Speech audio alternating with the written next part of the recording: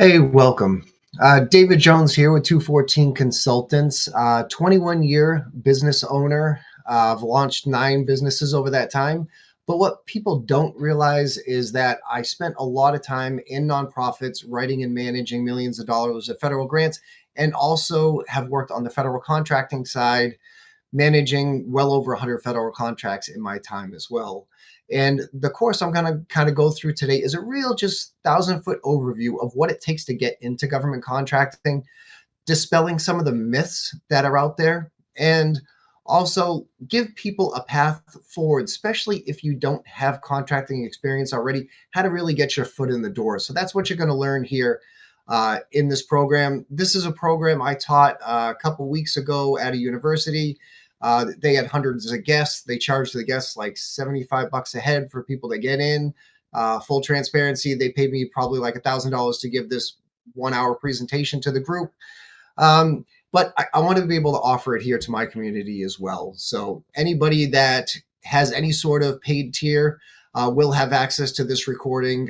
It will be in the government contracting course itself, and will also be hosted in a course that just has all of our recordings from any of our subject matter experts or webinars that we host.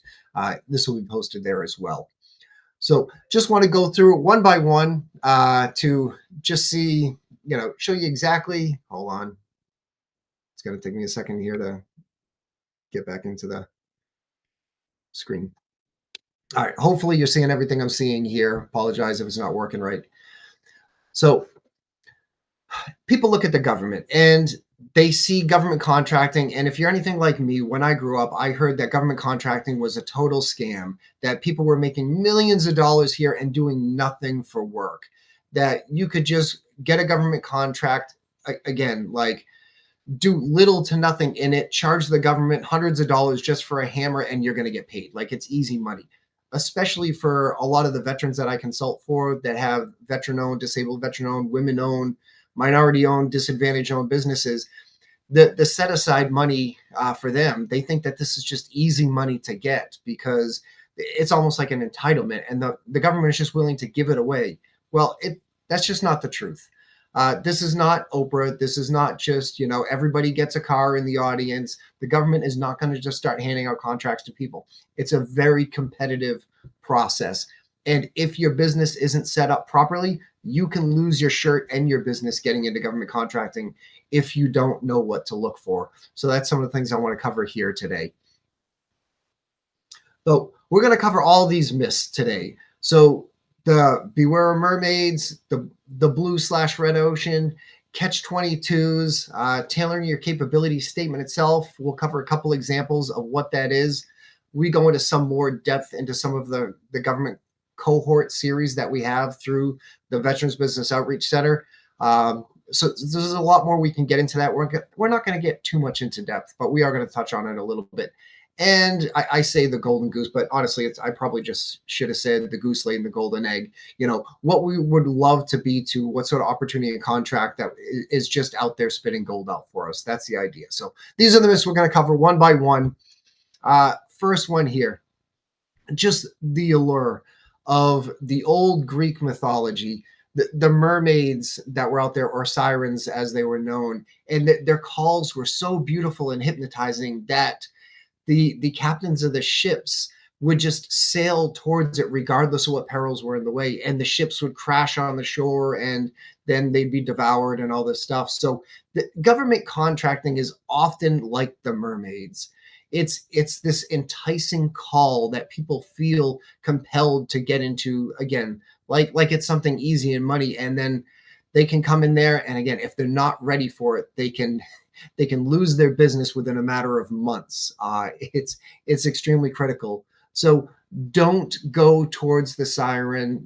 Look in the waters, look what's in front of you, be educated as you're going for looking contracts and looking for partnerships and looking to get into it.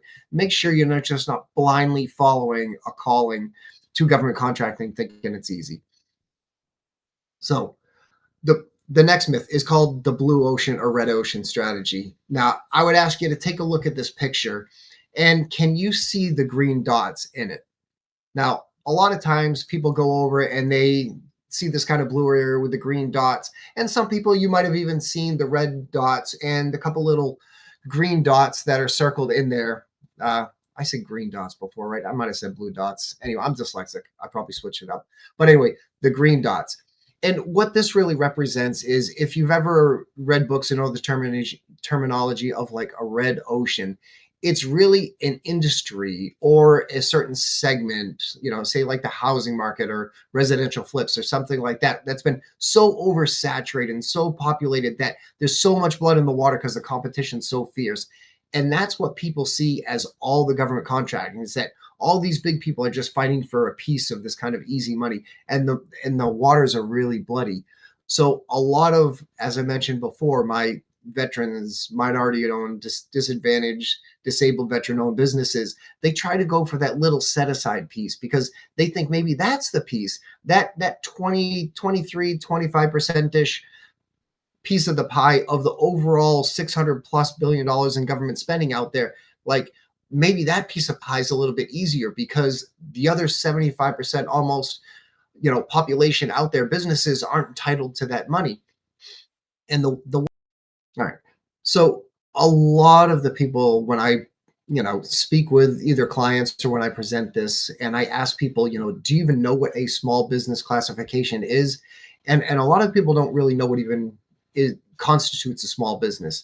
And it's based on your industry, it's based on your NAICS code. So it does vary as far as what they look at. But as far as what they're looking at on the government side of the house, a small business, for an example, an insurance agency, it's based on revenue. And if the revenue is under $47 million, you're considered a small business in the insurance industry. So if you're thinking you're just, say you're a small business that offers insurance, and you're going to compete against other small businesses that have one or two employees and make a couple $100,000 a year, you could be competing against pretty large companies that have hundreds of people on the payroll and even full-time staff that just goes after government contracts. And that's the people you're competing against. So it's not a fair competition. You could be at an extreme disadvantage just because of the amount of money and volume and cash flow that they have versus potentially what your small business might have. Another thing, like say on the employment side of the house, there's certain industries like say the automotive manufacturing industry. What's considered a small business is anything under 1,500, yes, 1,500 employees is considered a small business. That is not a small business. So if you're a small little manufacturer and you're in that industry, you're competing against some pretty big giants out there. So the set aside money isn't as easy to get as what people feel. Not only that, but once you're in that pool, the playing field's now leveled. You no longer have an advantage because everybody there has that classification and can compete on those types of bids. So last thing I'll say about it is don't forget about the other 75%. Even if your business is eligible to compete for that, 23 to 25% set aside, don't forget about all the other opportunities that are out there as well. So just be open-minded when you get into this, and don't just block any one thing out, because any one opportunity could present itself in any of the categories, not necessarily just the set aside piece. All right, next myth, catch 22. So what is a catch 22? I think most people understand what this is. This is kind of like, oh, you need good credit, but the only way to get good credit is to have credit and continue building your credit. Or say you're fresh out of college and you're trying to get into the workforce and you're applying to entry-level jobs, but the entry-level jobs are requiring work experience. Well, how do you get work experience if you can't get hired to get the experience? Catch 22, right? So with a catch 22, they're in reference to the government contracting.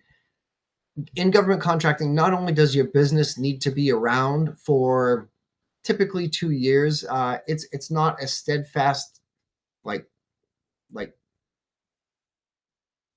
criteria, I guess, for lack of a better term. But typically that's what they're looking for, a business that's at least been around for 2 years, that's been stable. And when they ask for past performance, or do you have government contracting experience? Well, again, how do you get government contracting experience if you can't get into government contracting? So there are definitely ways there, and those are some of the things that I want to cover today. But don't discount anything you've done just in your small business in general. If as long as it's comparable to the jobs that you're going for. For instance, say you're a general contractor and you want to start bidding on government contracts. And your previous works, say you've worked some $25 million job site before that's, built residential houses and has hired subcontractors and dealt with all phases of it and done the permitting and everything that's required for it. If that's an equivalent contract that you're looking to seek out, you can use your experience on the civilian side as experience to get into government contracting. They will consider that even if it wasn't under an actual existing contract now. So don't discredit stuff you've already done. Definitely highlight that when you do your capability statement, which we'll get into a little bit later. The other ways to do it is there's a lot of ways to partner and get your foot in the door as some contractors, and that's really what I want to get into next here. All right, so let's just quick cover capability statements. So what I'm showing here is it's a real company. It's online. I found them. I have no affiliation to them at all. I just came across them one day. And this company does a really good job on their web presence. When I run government contracting cohorts, I spend a whole session just talking about your digital presence and what that needs to look like for your website, for your social media, just the continuity of your message that you're getting across. Does it look like you're looking to win government contracts? So if you submit proposals or RFIs or something like that, and there's people in the government, usually people on the lower levels initially that are looking to just vet you for credibility, they're going to look at your website. And this website's a good example because they have a whole tab here just about contracts and government contracting. And what happens when you click on that tab? They show you everything. They show you that they are a service disabled veteran owned business, certified through the Small Business Administration. They talk about all their ISO certifications, which is relevant to their field. If you want to look at their capability statement, it's right here, easy to download. And they have multiple capability statements. They have a general capability statement. Then they have other ones that are specific to some of the contracts that they do go for often. What they offer for solutions. They talk about their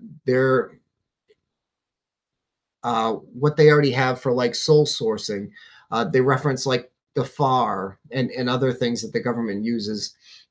They highlight here some of the key terms that they might be bidding on as well. Trying to think of what else. A few other things. Another thing that they show here is the telephone number. So their telephone number is a unique telephone number. This isn't just some random person's cell phone number. It's customized for their business, right? It looks professional. Same thing. If you were to click on their email, it's a professional email with their company name on it. If you're going to apply for a government contract, I don't care if it's a $10,000 contract or a $100 million contract. If you try to apply and it's, Jimmy Smith 365 at gmail.com, they're not going to take you seriously. If you don't have a website, if you don't have a professional email with your company email address on it, like info@214consultants.com, then if you can't even afford the $10 or $20 a year that it costs to have that subscription, then they're not going to take you seriously as a potential contract holder or awardee.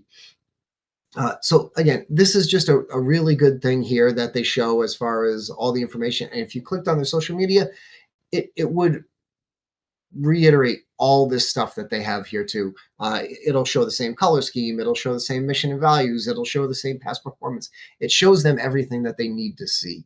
So this is just a really good example of what it would take once you're getting to the point where you're submitting contracts, what you have to be able to show them before they reach out to you to really vet you. This is going to be one of the first things that they look at. I don't really go too much into their capability statement in this, in this series. I usually go through it more in depth in the cohort series that I go through. So I'm not going to, again, get too into depth. This isn't about the capability statement, but we could always have future webinars on that too. If anybody was interested, just reach out, let me know. We can definitely do that. But again, this just goes to show that, it's really game over. If you're David underscore nobody at gmail.com, you're never going to be awarded a contract. If you do, it's a flash in the pan and you got really lucky, and you sneak through somehow. All right. Last myth we're going to cover is this golden goose, or again, maybe the goose laying the golden egg, I should have said.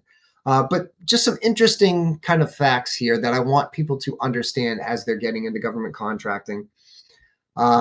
Because I want to give you the example of one time I told you I managed well over 100 federal contracts, and they were pretty much all for the Social Security Administration. And we had a competitor, even though we were nationwide, we were the largest provider for services for the Social Security Administration for what we did. But we had a competitor come in one time, and they undercut us during one of the bid years that were out there, and they were awarded the contract. Now, the contract itself technically didn't even pay out enough money for the bid that was submitted for the company. The company just wanted to get in there and win a contract, thinking that they just saw the dollar sign. Oh, this is a $3 million contract. But when they looked into what they would need to do to actually fulfill the contract, they were losing money on it. And within 6 months, the company was bankrupt. They had to lay off all their employees, and the government came back to us and they asked us to take over the contract, in which case gave us better negotiating terms. And we went in there and renegotiated the contract to be much more profitable, since I had to lay off all my people when we lost the contract. So some things to consider here if you're going to get into government contracting. First highlighted point is that you have the track record. We kind of talked about this already, right? Like your past performance. What do you have that's, that shows them that you can actually do the product or service that you're looking to perform here? So that's one big thing. What can you show that you've done it before on budget? The second one here, a lot of businesses spend well over $100,000. On this statement, it says $80,000 to $130,000 just to be eligible to, even once they're awarded the contract, just to get themselves up to speed in order to be able to win it. And all right, so what does that really mean? What that means is that maybe now they need to hire 10 more employees to satisfy the contract needs. Maybe now they need to have extra security measures because they have PII on their website that they're going to be capturing. So they need more, sophisticated software. Maybe if they didn't already have before, like a human resource or payment processing thing, maybe they need to go to the bank because now the payroll, the pay cycle for the government could be 30 days, 90 days, 180 days. Recently, during this government shutdown in 2025, there were people that were under contract with the government that didn't get paid for 9 months. So you need some sort of access to cash or cash flow or other revenue streams coming in to support the contract in between those pay cycles that are coming through here. So this might involve having to go out and get like a line of credit. I did this when I launched into selling golf carts. I had to buy the inventory, then resell the inventory.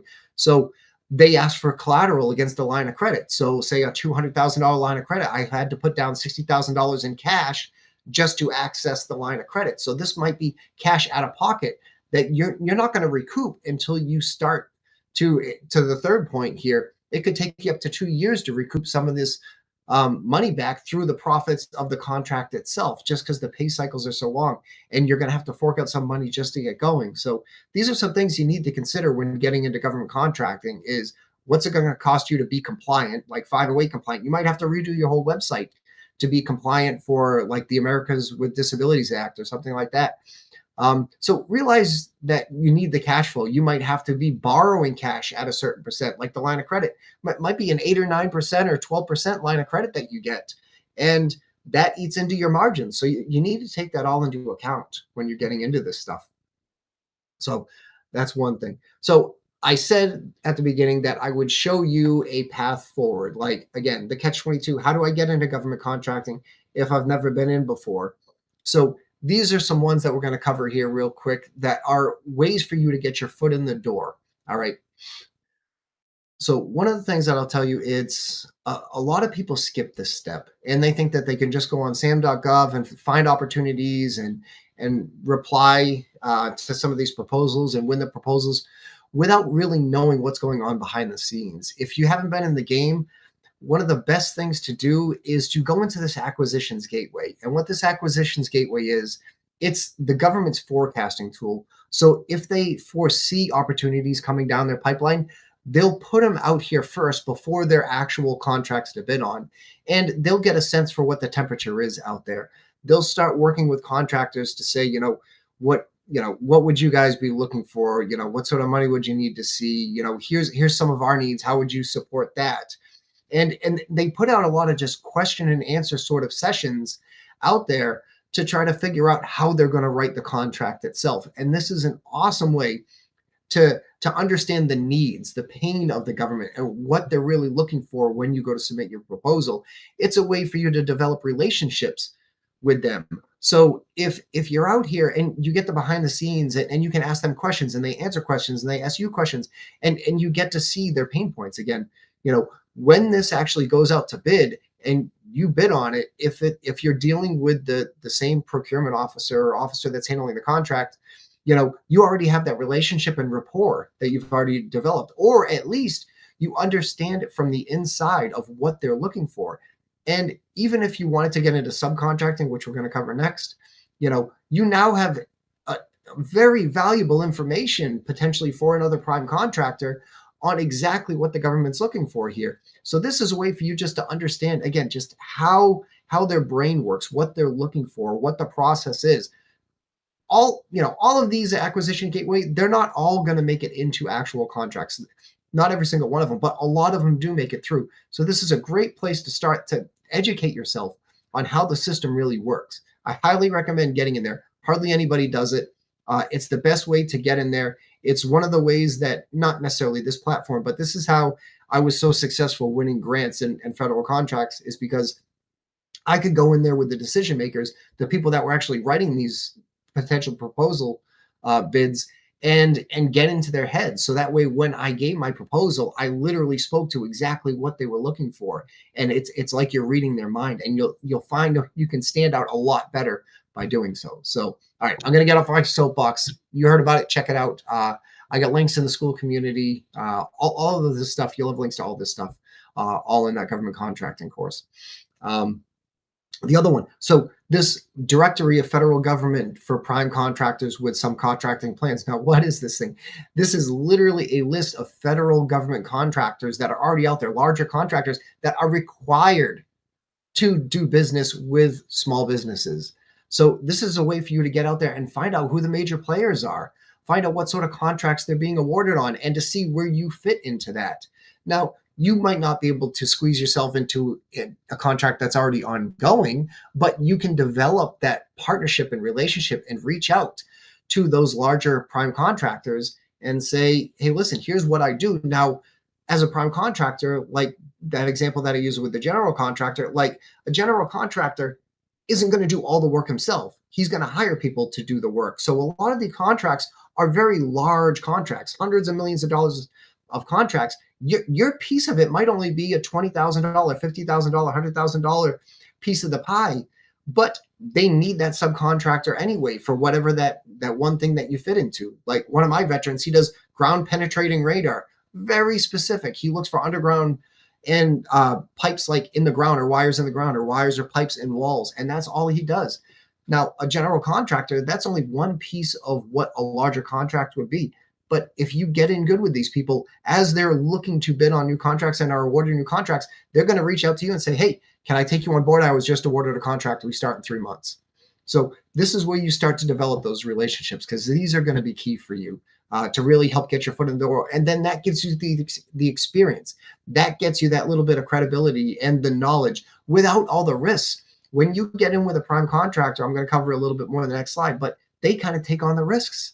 So, and Subnet, this last one here, Subnet is a platform here for subcontractors. So this is where subcontractors go to network, and where larger federal primes go to research them. You can have your portfolio on, not necessarily your portfolio, but you can have a in the platform, you can have like your own little, not bio, what the hell's the word I'm looking for?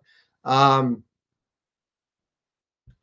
can't think of the damn term right now, but you can put your company information in there so you're actually searchable, right? So I use the example of almost like the DSBS, like the small business search tool. Like you can have a profile. There you go, profile on this platform, and it's searchable. So you don't even have to be there actively doing it. If you have your profile out there, people can actually find you by certain keywords or NAICS codes or certain other things. They could reach out to you for opportunities that you didn't even know existed. So check out these things. This is the networking piece that people often skip, or they try to go in and do it all themselves by just finding opportunities and bidding on opportunities without doing this piece first. This is the easiest way to get into government contracting by far. So again, partnerships. We already touched on it, but this is where the little guys partner with the big guy. Let the big guy take all the risks. Let the big guy have 3 or 4 proposal managers that are looking to win these opportunities to write the proposals, and you just have a piece of it. Now, how can you do that?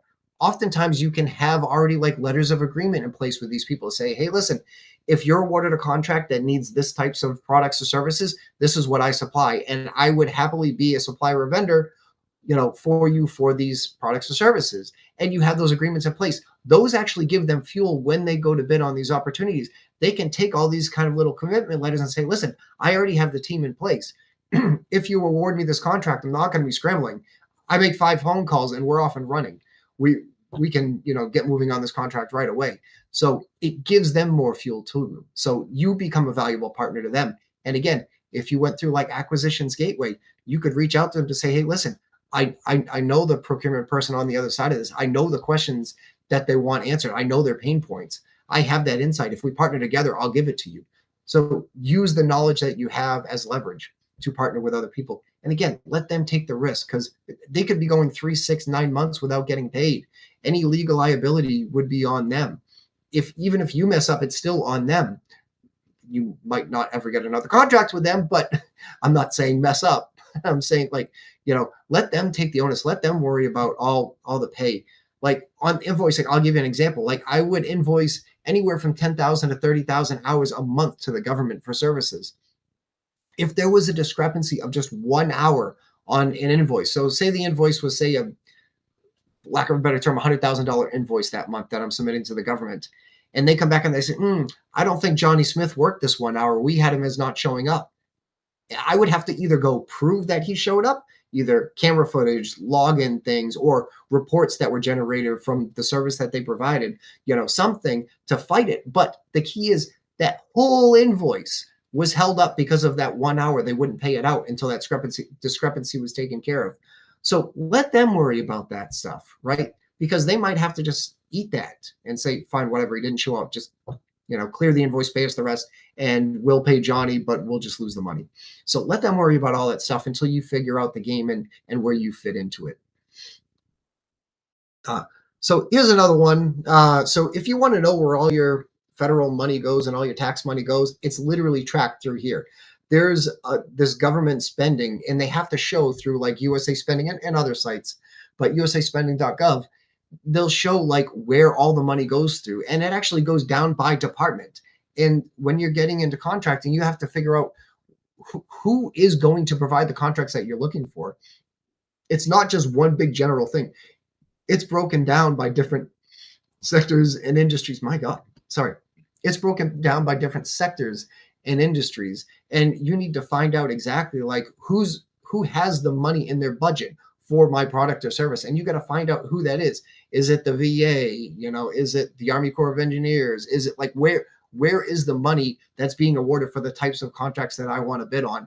And figure out again, like, who are the players? What are they looking for? What do these proposals look like? Where do you find them? How do you position yourself? What does your competition look like? How do you differentiate yourself from that? So this is how you can just start to figure out like where you fit into the game. It's a great way just to do research, to get into the behind the scenes, to figure out where the money's coming from that you're going to get a piece of, because it's not all of it. It's very niched and it's specific. It's going to be in a certain area, and you have to find out where that is. And this is one way to track that down. Another way is through those prime contractors, like those networks I was showing you before. Like you can look to see who bid on these types of jobs, and who awarded that job. Who have they done business with in the past? What does their past performance look like? Their capability statement. Research them online. Look at what they show for past work, and to see where you fit into it. So, all right. So quick wrap up here. So we covered prime versus subcontracting. So if you are going to go into prime contracting, there are options where there's lower level fruit that you can snatch up pretty quick. So lower level contracts that are kind of unique and small, that fit, that aren't going to have the 30, 60, 90-day pay cycles. Opportunities that might be a couple $100 or $1,000. Maybe you're approved for a GSA contract where you're supplying neck braces to the VA, and they say, hey, every once in a while, every quarter, I'm going to order $2,000 worth of neck braces, and they can just put it on their government credit card because it's under the threshold and you get paid that week. So there are opportunities to get into contracting that are easier, even as a prime. But if you're looking for the bigger stuff, getting in as a subcontractor, working out, getting those networks, getting those partnerships in place, getting in subcontracting, getting some experience, getting some knowledge, that's going to help you get into the prime side of the house. Cater your capability statement. If I were to create a resume right now on myself, I've done everything from EMT, firefighter, carpenter, plasterer, homeowner, investor, project management, government contractor, grant management, grant writing, human resources, recruiting, corporate recruiting, sales, marketing, AI infrastructure. My God, I've done a million things, right? I can't put that all on one resume. If I tried to submit that for a particular job, like say I was going to submit that for like a project manager that's managing the integration of a new software for a tech company. If I was going to put all that other crap on there, anything that didn't specifically say that I've done work as a project manager, building software from scratch, if anything else on my resume that didn't speak to that is just noise and could distract them from, the core piece of my skill set that I bring to the table. So your capability statement, you might have 5 different ones for 5 different opportunities that you would potentially go for. One might be geared to a certain type of industry or NAICS code, the other one to a different one, or maybe there's some for certain size projects, one for smaller projects, one for larger projects. So your capability statement isn't a one and done. It's customized for every opportunity, just like a resume would be. All right, because it is like your resume. So like that website I showed you, if you were to download their different resume or different capability statement, you'll see that they're different for each one. So anytime you submit your capability statement, make sure you cater it to the opportunity. Don't just think you can use the same one for every opportunity. Partnerships, I think I kind of beat that horse to death. Partnerships are key. It's the best way to get your foot in the door. It's a great way to get even. There's other people that come across an opportunity or are offered an opportunity, or they hear about something and it just doesn't fit their wheelhouse, or they don't have the capacity to handle it now, and they might be looking for someone to just pass that down to. Those are great opportunities. So, and all that is through these partnerships and relationships that you're building. I mentioned it, but what used to be called the Small Business Search Tool, DSBS, is now just called SBS, the Small Business Search Tool. This is another place where you can put your profile online with searchable key terms. In the government contracting course, I have a 1-hour webinar that was given by one of our Apex instructors that shows you exactly what to put in each section, what's searchable, who's looking for it, how much you can put, how little you should put, and everything. So check it out. Again, it's like if you were going to apply for a job, you could look for an opportunity in your local paper, find an opportunity, apply to that one opportunity with your resume, or you can take your resume, throw it up on Indeed, and any recruiter that's searching that has an opportunity could potentially find you through keywords, opportunities that you would have never heard about otherwise. That's what the DSBS can do for you. CPARS ratings. We didn't really talk about it, but we talked about past performance. So CPARS ratings. Once you get into government contracting, you're going to be rated every quarter. And a satisfactory rating is actually a good rating. As long as you meet the standard, you're good to go. It's very difficult to excel and get high remarks, higher than standard. But the deal is that is like your permanent record. Like that old threat that, teachers used to say, this is going on your permanent school record. That's like this is what it is. Your CPARS rating is everything to that. It's all of your stats. It's your KPI. It's literally your past performance, and they will look at that first. And if you have a good one, then you're in. If you have a bad one, you're out.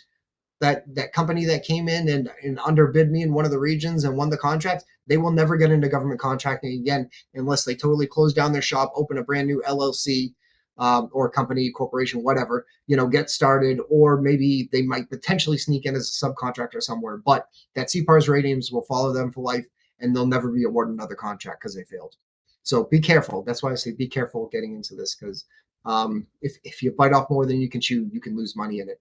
I'll give you another example. So of those 100 plus federal contracts I was managing, I proposed to the owner. So I was like, listen, there's like 5 or 6 of these that are just losers. They are losing money. They're not profitable. We can't make them profitable just based on the geography, the territory, cost of living, like all this stuff. They're just not profitable what they're willing to pay out. Let's not bid on these next year. And he looked at me like I had 8 heads. He's like, but it's revenue. We have to bid on them. Why would we turn down money? I'm like, well, you're losing money on these contracts, and you have 95 other contracts that are good and profitable that are supporting these ones that are losing money. Why don't we just not bid on these and just only have profitable contracts? And he literally couldn't wrap his brain around, well, I'm not going to give up millions of dollars. You're not. You're making more profit because you're able to keep more of your profit and not dump it, throw good money after bad.